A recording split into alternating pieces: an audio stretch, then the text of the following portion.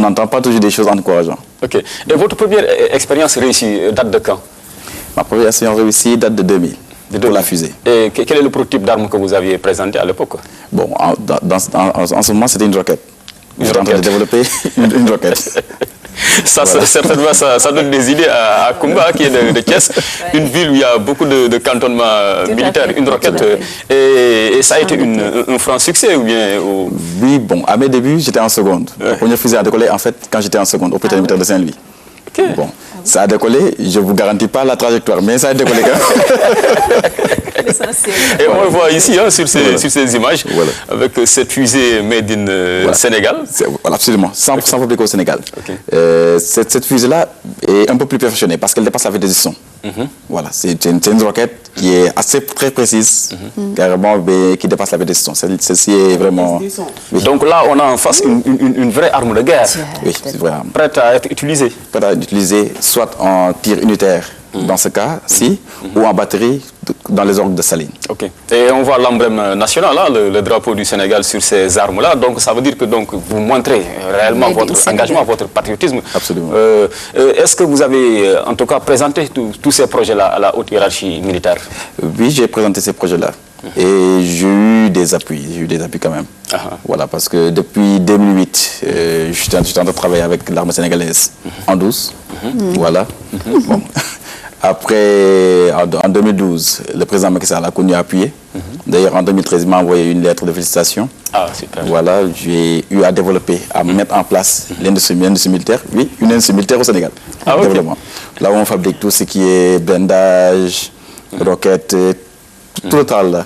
Tout ce qui est explosif aussi. Ok. Et l'industrie est localisée où? À Dakar ou bien dans une ville de l'intérieur? Bon, l'industrie est localisée à Dakar, dans un camp militaire à Dakar. Dans un camp militaire? Oui, bon, ça c'est pour des questions de secret défense, on va pas... Voilà. Et alors, si vous pouvez rapidement, et le personnel que vous employez, des militaires, vous employez des militaires ou des civils? Moi, c'est des civils. Ah d'accord. Des civils. Okay. Vous savez une chose, tout le travail se fait en amont.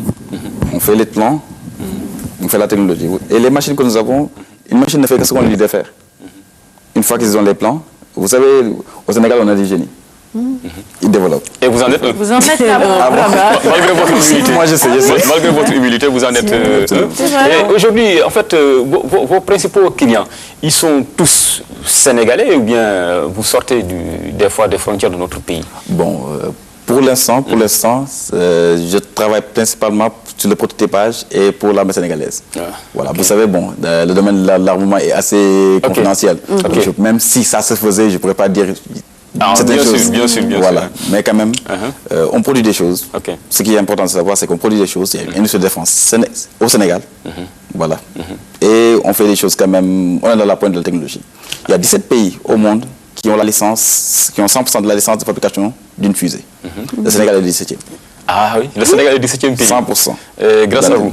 Bon. Et on peut dire, est-ce que le Sénégal est le seul pays africain à disposer de cette licence? Parce qu'on sait qu'en Afrique, le seul pays, en tout cas, capable de fabriquer certains types d'armements reste l'Afrique du Sud. Mais depuis, l'Afrique du Sud a été larguée par des nouvelles puissances que sont l'Inde et le Pakistan.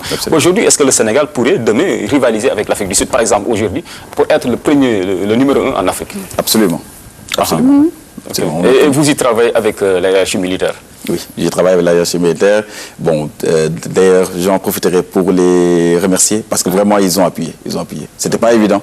C'était pas évident. Bon, il y a une partie qui n'était pas tellement... Mais il y a certaines personnes qui sont vraiment extraordinaires. Genre, je peux citer... Je vous en prie. Voilà, le chef-d'état-major général des armées, le colonel Amadou Sifal, le général Abdoulaye Diagne, vraiment, et d'autres. Comme on dit, Koulim Djoum. Mais vraiment, c'est des gens qui ont appuyé. Et ils ont reçu certainement des instructions aussi de leur commandant en chef. Parce que s'ils ont pu vous aider autant, c'est parce que le président leur a donné peut-être des instructions ou bien. Absolument. Je disais que depuis 2013, le président m'avait envoyé une lettre de félicitations. Et vous en prie. Voilà, j'avais juste une question et on le remercie parce qu'il nous a plongé un peu dans l'univers des roquettes et tout ça. Et il recoupe votre sujet. Voilà. Et puis juste demander s'il y a des jeunes avec qui vous travaillez et qui manifestent un intérêt, un engouement par rapport à cette filière-là que vous avez choisie. Voilà. Bon, actuellement, je travaille principalement avec des assistants.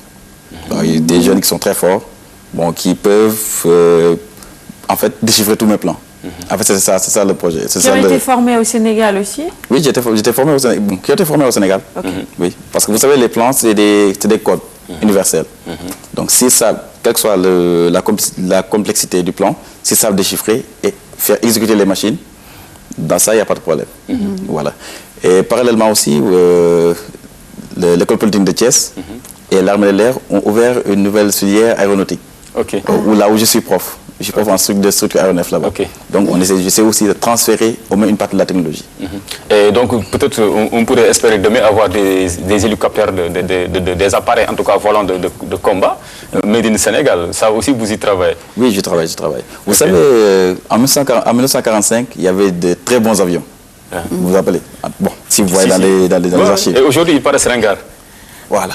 Et pourtant, c'est de très bons avions qui volaient, qui faisaient ce qu'ils devaient faire. Bon, pourquoi nous, ingénieurs du XXe siècle, avec l'ordinateur, on se dit qu'on ne peut pas les fabriquer? En fait, il faut creuser et puis les choses vont venir. Et c'est la question que vous êtes posée quand vous avez voulu vous lancer dans ce secteur. Voilà. En fait, que c'était bel et bien possible. Voilà. En fait, oui, c'était bel et bien possible. Et l'idée, c'était de le réaliser. Maintenant, actuellement, nous faisons des roquettes, des explosifs, du blindage pour tout type de véhicule. Voilà.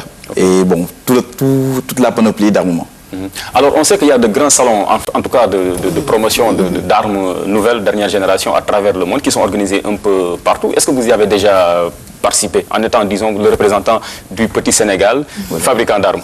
Bon, vous savez, les maigres moyens que je dispose, je les focalise dans la recherche et le développement. L'armement coûte cher.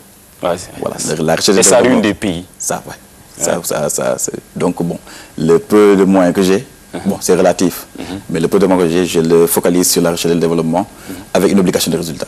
Ah, ok. Ah, le contrat est clair, hein? Ça, il a bien dit. Hein? L'armée surveille de près, hein? Le président surveille de près. Absolument. Il parle de moyens, mais la fabrication d'une roquette vous coûte combien? Bon, la fabrication d'une roquette, bon, ces informations-là, généralement, sont classées confidentielles. Parce que si on connaît le coût de fabrication, on connaît le budget général, on pourra, tout à fait. Voilà, juste diviser et savoir la quantité. Pour les beaux mathématiciens. Voilà, c'est ça. Mais bon, mais quand même, je suis très en rapport qualité-prix. D'abord, les roquettes sont tropicalisées.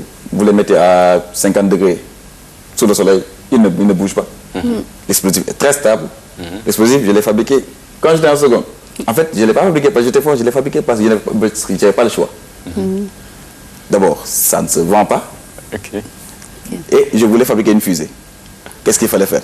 Il fallait voir toute la panoplie de choses qu'on vend à la boutique.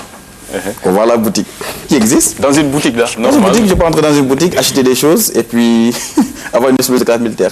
Il faut juste savoir la formule chimique et réduire l'équation bilan. Bon, c'est des choses que je ne peux pas dire à la télé. Mais on l'a fait, donc on l'a fait.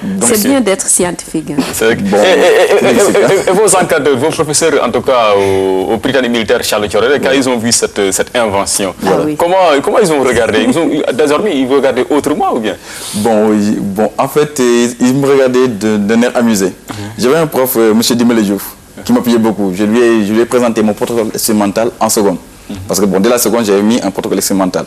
Parce que généralement, les programmes d'armement se passent sur 20 ans, 25 ans. Voilà, donc j'ai commencé très tôt. J'ai rédigé un protocole expérimental que je lui ai proposé. Bon, au début, il était un peu débutatif, mais lorsqu'il a vu que vraiment, j'étais sérieux dans ce que je faisais, là, il a commencé à m'encadrer. Et au finish, on a vu les fusées commencer à décoller. Au début, j'avais des pertes de trajectoire. Voilà. Mais au fur et à mesure, j'ai recalculé le centre de poussée et j'ai commencé à avoir des fusées très précises. D'une précision, comme on dit dans le jargon militaire, chirurgical. Absolument, oui, sûr. Voilà, juste quand on le voit, il est assez carré, il est scientifique, c'est normal. Mais au-delà même du monde des roquettes et autres, est-ce qu'il vous arrive de vous intéresser à un autre univers? Oui, absolument. Comme? Bon, j'ai même